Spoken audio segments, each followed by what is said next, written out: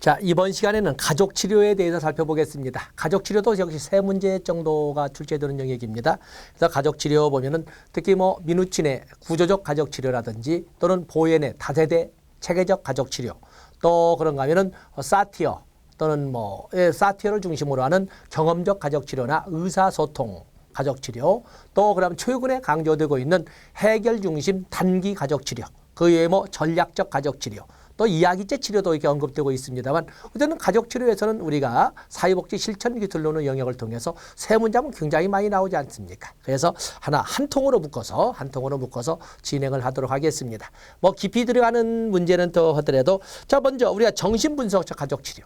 사실은 정신분석이라고 하는 것은 1960년대에 그 애매성, 그 합리성에서 좀 뭔가 부족하다는 것과 장기 치료에 대한 비판이 등장하면서 정신분석적 치료는 1960년대부터 사실상 그 수면 아래로 잠들어버린 좀 배제되었던 이런 모형인데, 1980년대에 페어바인을 중심으로 한 대상관계 이론이 등장하면서 다시 인기를 끌게 된 이런 그 접근입니다.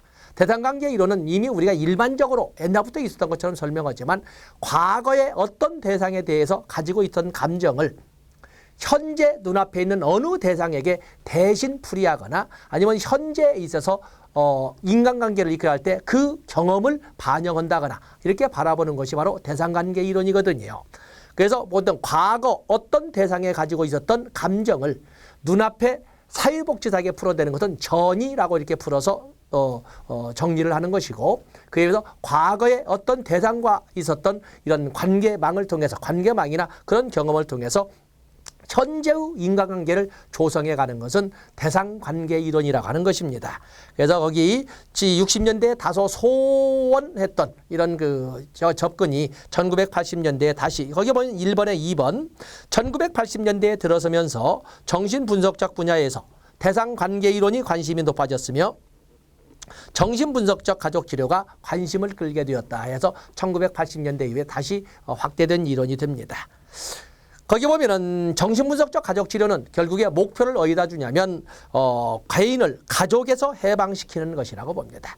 개인을 가족에서, 가족성원을 무의식적 제약에서 벗어나게 하여 과거의 무의식적 이미지보다 현실에 기초하여 가족이 건강한 개인으로서 서로 상호작용하도록 돕는 것을 정신분석적 가족치료라고 한다. 그래서 거기 페어바인의 대상관계 이론을 설명을 했습니다. 정신분석적 가족치료 기법에서는 중요한 것이 치료기법 첫 번째에 있는 것처럼 비지시적 기법을 사용한다. 비지시적 기법, 1번에 끝에 나와 있지요. 비지시적. 다음에 정신분석적 가족치료에서는 거기에 보면은 처리되지 않은 가족의 비밀을 명확히 하는 것이, 처리되지 않은 가족의 비밀을 명확히 하는 것이 중요한데, 그래서 네 가지 기법으로 경청, 감정이입, 그리고 해석, 그리고 중립성 유지라고 하는 네 가지 기법을 사용한다는 것을 봐주시면 되겠습니다. 그리고 치료자는 가족에 대한 사정에는 소극적이다. 거기 중요 표시하시고, 사정이라고 하는 것은 가족이나 가족 성원들이 가지고 있는 문제를 찾아내기보다는, 문제점보다는 보다 그들의 가족 성원들의 강점이나 자원을 찾아내는 것을 사정 아세스먼트라고 하는데, 그렇기 때문에 여기는 소극적이다. 거기다 액센트를 두셔야 되겠어요. 그래서 우리가 정신분석적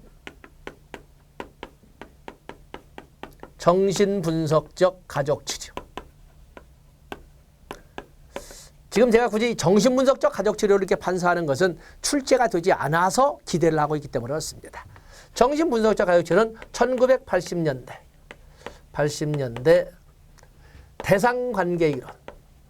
대상관계 이론으로 다시 수면 위로 떠오른 그 이론이 되겠어요. 재부상, 다시 수면 위로 60년대 이후에 소홀했던 정신분석적 접근이 다시 수면에 떠올랐다. 또 거기에 보시면은 저희 기법에서 비지시적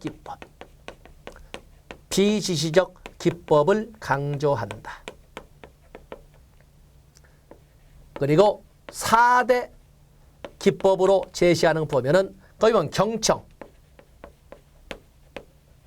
그리고 감정이입, 둘째 줄 나와 있지요. 그리고 해석, 그리고 사실게 쓴 것은 분석적 중립성.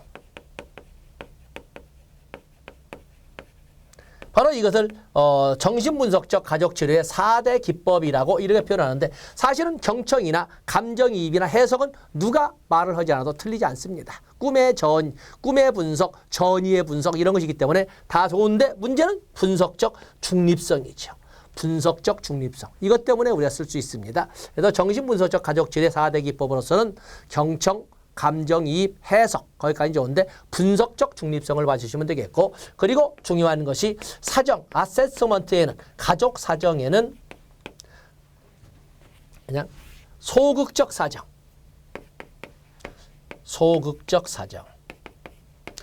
결국에 과거의 기반을 둔 어떤 문제점을 찾아내는 데 초점을 두는 것이지 무슨 가족이나 가족 성원들이 가지고 있는 강점이나 자원을 찾는 데는 별로 관심이 없다라는 말을 이렇게 사정에는 소극적이다라고 이렇게 설명을 했습니다. 그리고 거기 페이지 넘어가 보시면 정신분석적 가족치료는 바로 환경보다는 개인에 초점을 둔다. 당연하죠. 개인적, 심리적 측면에 초점을. 근데 오늘날에는 옛날에는 정신분석 그러면 개인적, 심리적 측면만 만자를 써가지고 설명을 했지만 오늘날에는 환경을 배제하는 이론은 존재할 수가 없습니다. 그래도 정신분석적 가족치료는 환경이 아니라 개인의 또는 가족 성원에 초점을 둔 기법이 되겠다. 다음에 2번에 보면은 개인의 내면력 등에 초점을 둔다. 그건 당연한 거니까 줄 안 쳐도 되겠지요. 내면력 등에 초점을 둔다. 그리고 4번에 보시면 과거가 현재에 미치는 영향에 초점을 둔다. 이것도 우리가 쓸 것이 아니죠. 거기 보면 기법으로 자기 노출, 직면 이런 것을 같이 여기에다가 4대 실천 기법, 4대 개입 기법 이렇게 개입 기법으로 이렇게 설명을 했는데 이거 외에도 자기 노출이나 전이나 통찰이나 동기술 이런 등등이 있다. 그래서 이런 정도 여러분들이 가져가시고 그리고 인간 행동과 사회 환경에서 배웠던 정신분석 이론을 가지고 접근하시면 되겠습니다. 그다음에 구조적 모델, 구조적 가족치료. 구조적 가족치료라고 하는 것은 이건 미누친 모델이라고 그러죠. 미누친 모델이라고 하는데 이것은 가족 구조의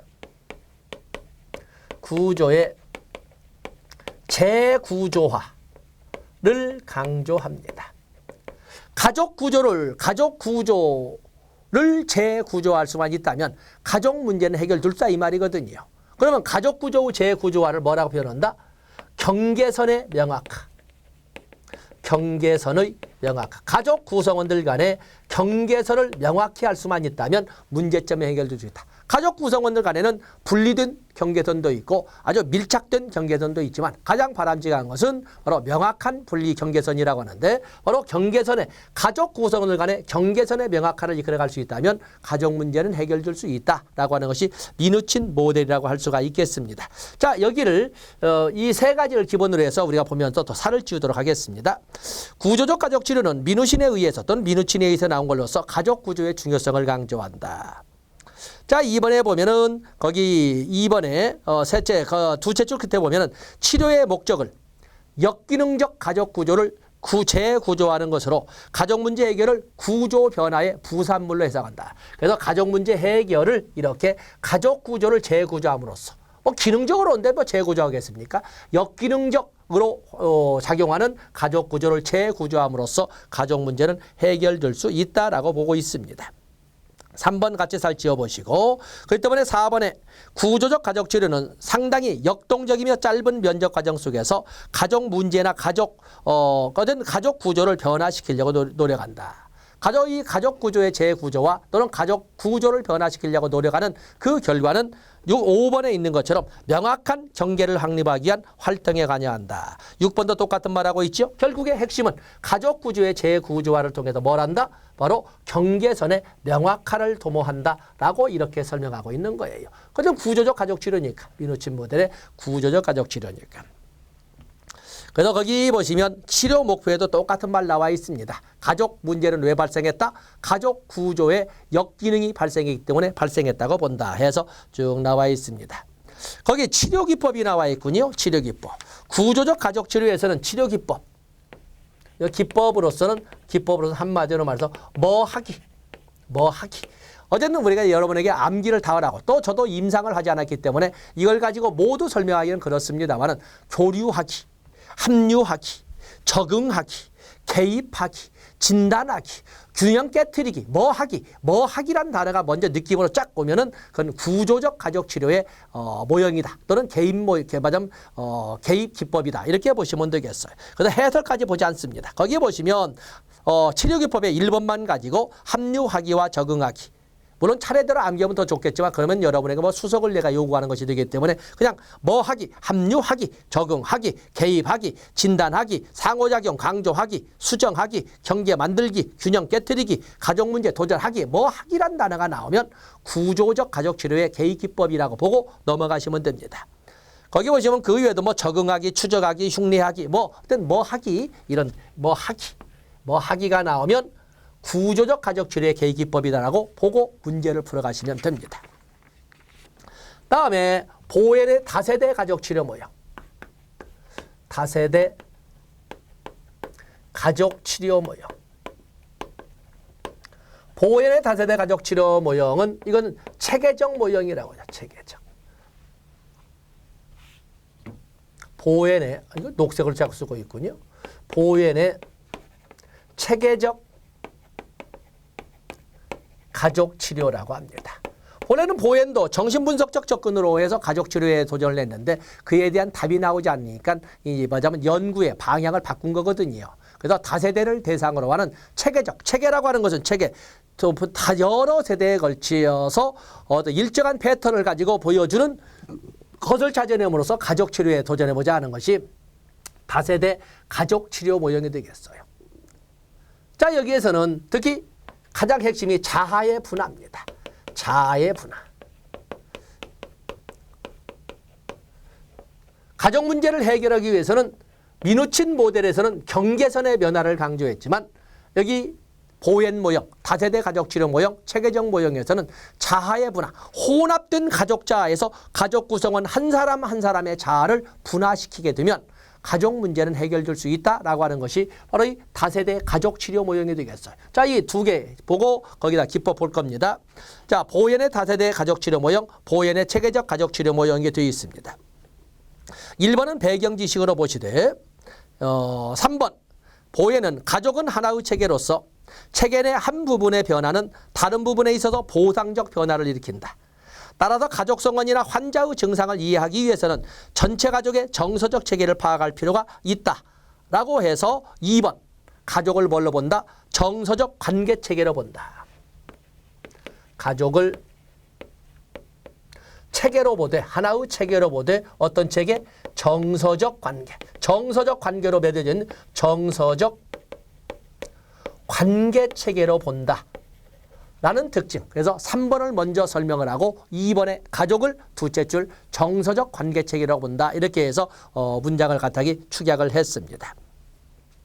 거기 보시면 4번은 줄치지 않지만 성숙하고 건강한 인격을 형성하기 위해서는 아니면 건강한 가족 성원이 되기 위해서는 가족에 대한 해결되지 않은 정서적 애착을 수동적으로 수용하거나 거부하기보다는 적극적으로 해결해야 된다고 본다. 그래서 어떻게 5번 줄쳐놓으셔야 되겠지. 어떻게 가족치료의 주요 목적에 있는 것처럼 자아의 분화를 통해서. 그래서 먼저 자아의 분화에 대해서 이렇게 초점을 두었습니다.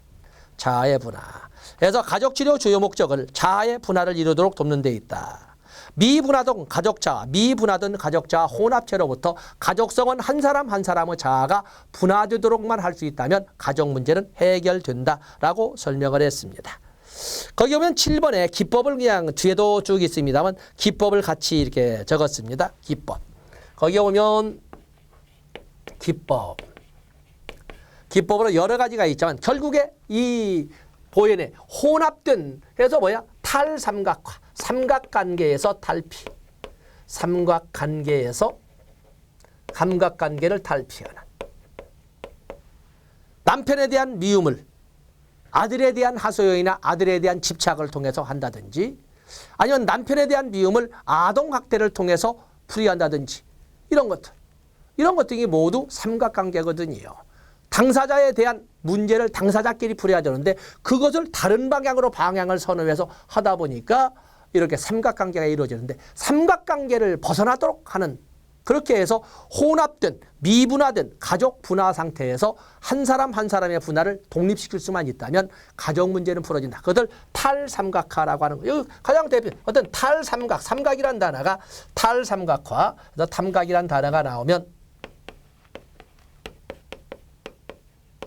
탈삼각화에서 삼각이란 단어가 나오면 바로 다세대 가족치료 모형, 체계적 가족치료 모형이라고 이렇게 보시면 됩니다. 한번 7번에 보면 자기 분화, 그렇죠? 자아의 분화, 삼각관계, 핵가족의 정서적 과정, 가족 투사, 다세대 전수, 형제 순위, 정서적 단절, 정서적 과정 이런 단어들이 쭉 나와 있지 않습니까? 그중에 가장 대표적인 것이 바로 이 탈삼각화, 또 정서적 단절, 정서적 단절 이런 단어, 또 그러면 또 뭐 가족투사에서 나오는 가족투사, 가족투사. 특히 가족투사에서 탈피하는 것도 대단히 중요한데 가족투사. 결국에 큰 자식에게 느끼지 못하는, 큰 자식에 대한 느끼지 못한 만족이 미움으로 바뀌면서 다른 자식에 대한 이런 집착이나 애정을 통해서 이렇게 표현하기도 하는 거거든요. 자, 이런 것들, 이런 것들이.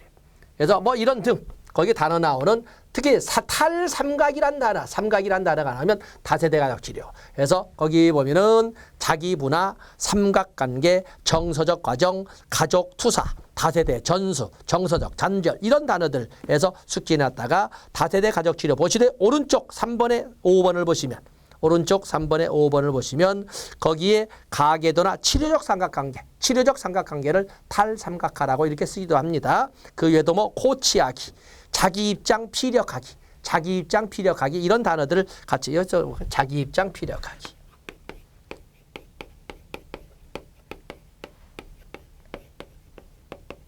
맞으면 자기 입장을 드러내기죠. 마음 가슴에만 담아있지 않고 자기 입장을 밖으로 드러내기를 이렇게 하나의 기법으로 한다는 것도 봐주시면 되겠습니다. 다음에 경험적 가족치료가 나와 있죠. 경험적 가족치료. 경험적 가족치료는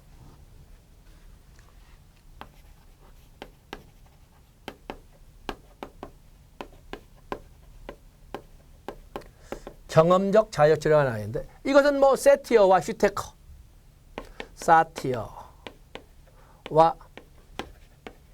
슈테커를 대표로 하는데 사티어와 슈테커. 경험적 가족치료는 인본주의 1960년대 인본주의 심리학에 기초하여 만들어진 가족치료 모델이 경험적 가족치료가 되겠어요. 이 경험적 가족치료는 정서적 경험 제공, 정서적 경험 제공을 통한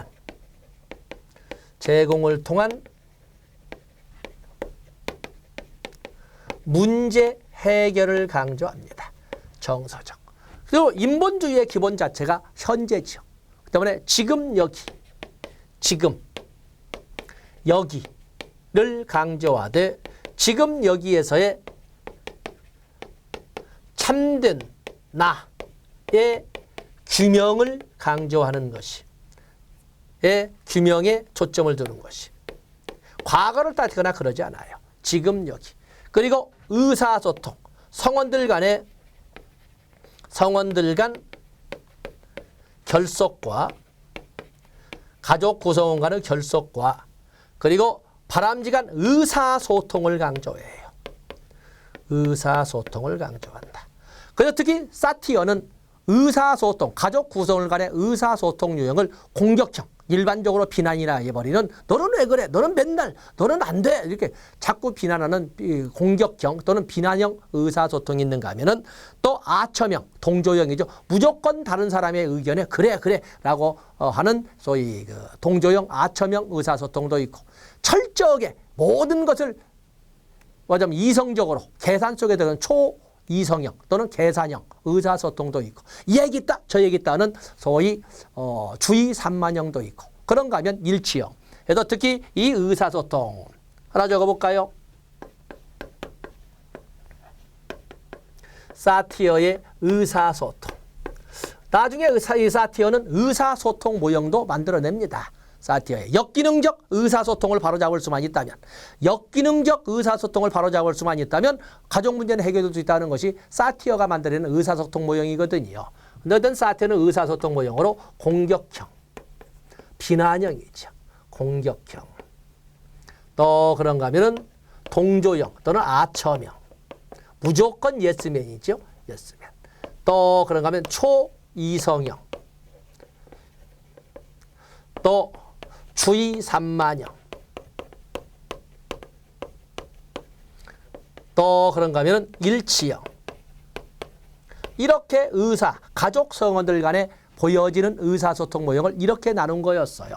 공격형은 거의 비난, 적대적이고 비난 또는 적대적입니다. 적대적. 그게 듣는 사람들이 어제 아예 만나기를 싫어하는 거죠. 가족. 아첨형은 무조건 예스맨. 예스맨이죠.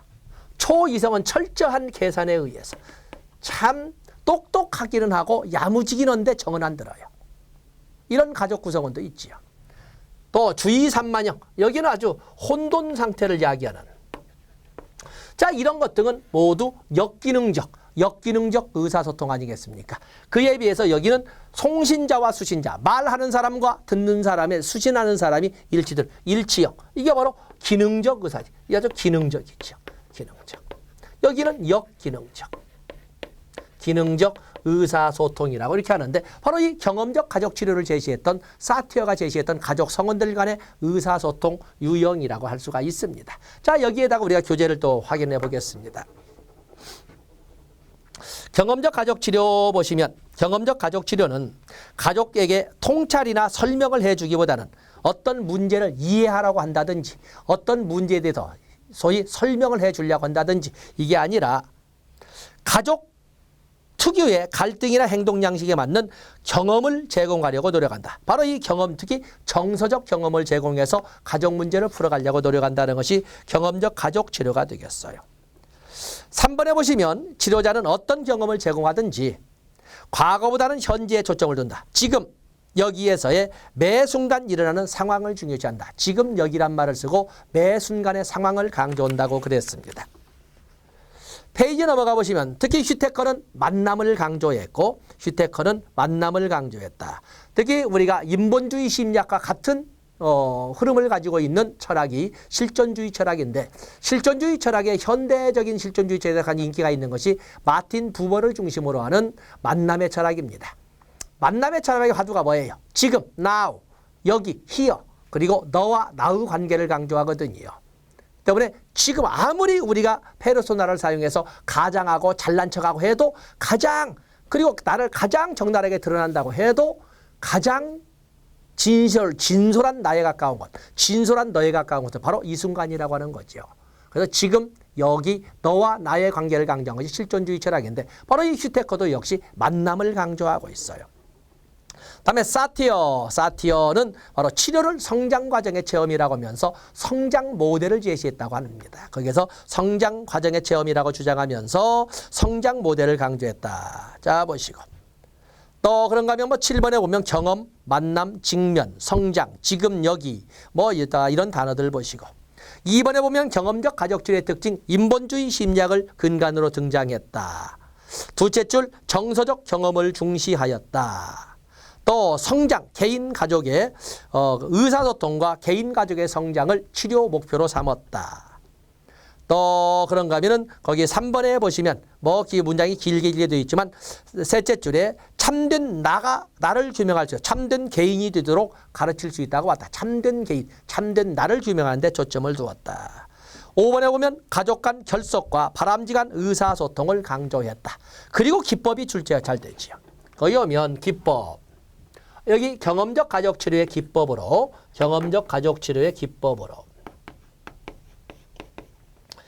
바로 거기 오면 가족 그림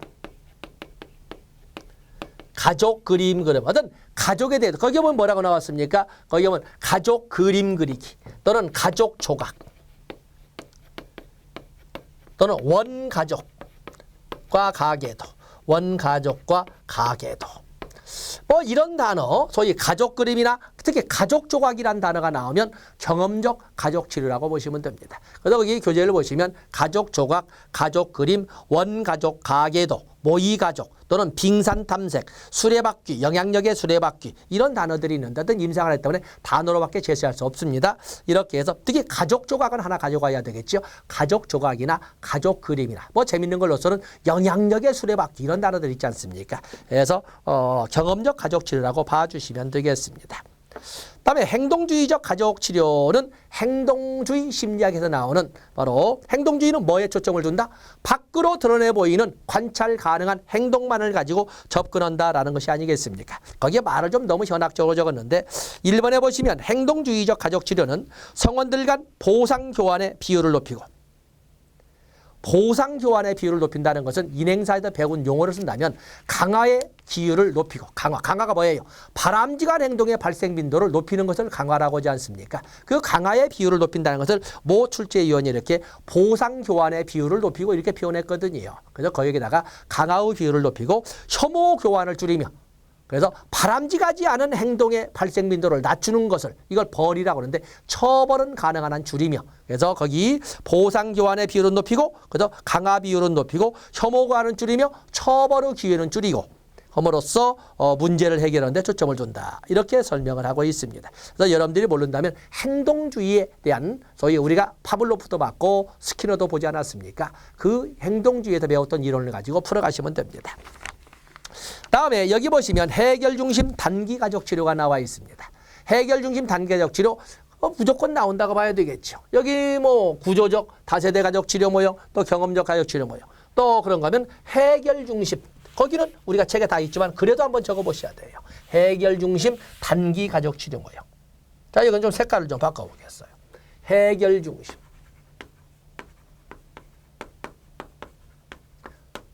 띄어쓰기 단기 그죠? 가족 치료 모형. 김인수, 인수킴 이렇게 나와 있는데 거기 해결 중심. 거기 스타브 짜르 연구팀이 여기서 개발되었다 되어 있는데 여기 보면은 1980년대에 만들어졌는데 이번에 이전의 증상 중심의 관점에서 벗어나 이전에 어떤 증상이 있었냐 그건 중요치 않고 예의 중심의 기능적 측면을 강화한 이론으로 예의 중심의 기능적 측면을 강조해요. 과거 증상에는 과거 증상에서 탈피. 거기는 과거 증상 관점에서 탈피하고 예의 중심의 기능적 측면을 강조하는 이론이 바로 가족치료 모형이 바로 이 해결 중심 단기 가족치료예요. 특히 출제가 되는 것이 그 특징이 되겠는데 이 해결 중심 단기 가족치료는 정신 건강을 강조한다. 정신 건강을 강조한다. 그리고 내담자의 입장을 중시한다. 내담자의 입장을 중시한다는 것은 어떠한 사안이나 어떠한 사물에 대한 인식이 내담자마다 다르다는 것을 인식하자는 거죠. 그러다 보니까 이것은 누구나 똑같이 누구나 그렇게 해야만 하는 이런 것을 보는 탈규범적 이거 탈이론적 가족치료라고 설명할 수가 있습니다. 탈규범적. 또 내담자의 입장을 중시하기 때문에 누구나 그러해야 된다는 이런 정형화된 어떤 명제를 만들어내지 않아요. 그래서 탈규범적이고 탈이론적이다. 탈규범적이고 탈이론적이다. 또 그런가 하면 어떤 문제에 대해서 어렵고 심각한 문제 보는 것이 아니라 방금 시간적으로나 공간적으로 가깝게 있고 사소로운 문제부터 시작한다는 간략화도 중요 표시하시고 이런 특징을 합니다. 그러면서 거기에 뭐예요? 보통 우리는 정신분석적 접근에서는 과거로부터 현재의 해결책이나 과거로부터 현재의 문제의 원인을 찾아내는데 여기는 현재. 그렇다 정신분석이 아닌 대부분의 이론은 현재를 강조하죠. 그런데 여기는 현재뿐만 아니라 현재와 미래를 강조하지요. 미래도 같이 강조한다는 점이에요. 미래도 같이 강조한다. 이렇게 해서 또 협력관계를 강조한다. 좋습니다. 그러면서 이들은 이러한 특징을 가지고 있으면서 8번 문제의 증상이 어찌냐 이것도 중요치 않고 예의중심의 기능적 측면을 강조하면서 구체적 해결이자 해결 단기지 않습니까? 해결 구체적 해결에 초점을 둬요. 해결에 원인이 무엇인지 근거 이론 근거를 어디서 찾냐 이런 데 그 의미를 주지 않아요. 발등에 떨어진 불을 끌 수 있는 방법에 초점을 두는 거죠. 그와 유사한 것 이런 구체적인 해결책을 강구하는 가족치료에는 이런 해결 중심 단기 가족 치료에도 전략적 가족 치료도 있는데 오히려 이 해결 중심 단기 가족 치료가 보다 더 전략적 가족 치료보다 보다 구체적이라는 거예요. 바로 해결책에 해결에 초점을 둔다. 그리고 여기에는 적는 것이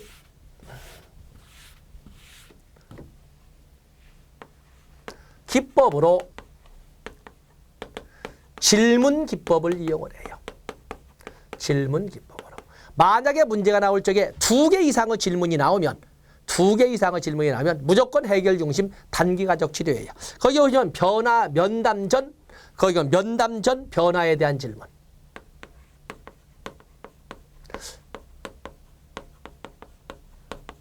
문제는 실사례를 가지고 자꾸 나오면 변화에 대한 질문.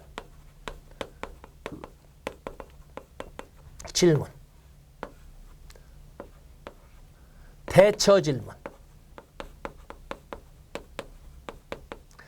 또 뭐 기적 질문. 또는 뭐 예의 질문. 또 뭐가 있나요? 예의 기적 질문, 척도 질문.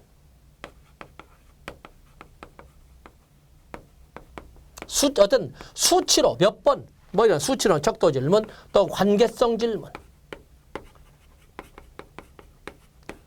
그 외에도 무슨 이런 등등 질문이 2개 이상이 나열이 되면 무조건 해결 중심 단기 가족 치료를 하되 이에 대한 것은 여러분들 학교에서 배웠던 것처럼 실사례를 가지고 이렇게 설명하는 문제들이 곧잘 나오고 있습니다. 그 외에도 헤일리를 대표로 하는 전략적 가족 치료 모델도 있죠. 전략적 가족 치료 모델에서 헤일리가 에릭슨의 관점과 개입 방법을 전략적 가족 치료라고 명명한 데서 비롯되어 있다. 그래서 에릭슨이 제시했던 심리사회 모형, 자아 모형이 있죠. 인간의 성격 발달의 단계를 일생에 걸친 8단계로 나누어서 설명했고 어떤 성격의 발달을 심리사회적 위기의 극복 과정으로 설명했던 에릭슨의 이론을 가족 치료에 접목시킨 것을 헤일리의 전략적 치료, 전략적 가족 치료라고 한다라는 것을 여기 첫 번째 줄에 줄그어 놓으시면 되고 3번에 보시면 전략적 가족 치료는 해결 중심 단기 가족 치료와 마찬가지로 어떤 이론이나 이론 근거에 초점을 두는 것이 아니라 바로 발등에 떨어진 불을 끄는데 바로 바쁜 문제 해결에 초점을 둔다. 차이가 있다면 해결 중심 단기 가족 치료가 보다 구체적인 해결책을 강조한다는 데 차이가 있다. 그런 점 보시고 4번에 보시면 전략적 가족 치료는 문제에 대한 이해보다는 3번과 4번으로 보면 문제에 대한 이해 아니면 이론 근거를 찾는 것 이것보다는 해결 방법에 초점을 두고 또 해결 방법에 초점을 두기 때문에 다양한 실용 기법을 강조한다 한다. 그래서 여기는 판서지하지만 전략적 가족 치료는 해결 방법에 초점을 두면서 보다 실용적 접근을 강조한다는데 특징을 두고 3번, 4번을 가지고 접근하시면 됩니다. 그러면서 중요한 것은 기법입니다. 전략적 가족 치료에서 발등에 떨어진 불을 끄기 위한 해결 방법을 강구하는 데 있어서 사용하는 많은 방법 중에 하나가 증상 처방인데 증상 처방 중에서도 특히 역설적 지지. 역설적 지지나 역설적 지향이라고 하는 건 뭐냐면 고민할 시간이 있으면 일을 저질러 보라는 겁니다. 어떻게 방향을 제시했는데 자꾸 반항을 하고 거절한다면 너 그러면 질리도록 해봐. 더 해보도록. 담배 안 끊어지면 너 밤새도록 담배 피워봐. 라고 하는 것처럼 역으로 질리게 해보도록 이렇게 기회를 제공하는 것은 역설적 지지라고 합니다. 그 때문에 전략적 문제 해결 방안을 강조하는 전략적 가족 치료에서 증상 처방이나 역설적 지지 또는 뭐 재구성, 실현 기법 이렇게 나와 있는데 특히 거기 보면은 5번에 역설적으로 지지하거나 오히려 증상을 처방하기도 한다 해서 역설적 지지와 증상 처방은 그냥 역설적 지지와 증상 처방이 나오면 전략적 가족 치료로 이렇게 접근해서 줄을 그어 놓으시면 되겠습니다. 다음에 의사소통 모형 사티어에 의해서 제시된 경험적 가족 치료를 이끌었던 사티어에 의해서 제시된 의사소통 모형도 있는데 의사소통 모형은 2번 가지고 가겠습니다. 문제의 중심을 가족 간의 역기능적 의사소통에 두고 바로 이 역기능적 의사소통을 교정할 수만 있다면 가족 문제는 해결될 수 있다라고 보는 것이 바로 2번이 되겠습니다.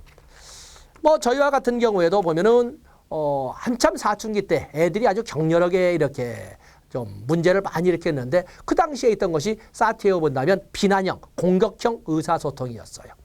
그러니까 더욱더 같이 있으려고 하고 더욱더 집 밖에 나가서 겉돌려고 했던 애들에게 안에서 한 사람이 의사소통 유형을 바꾼 거죠.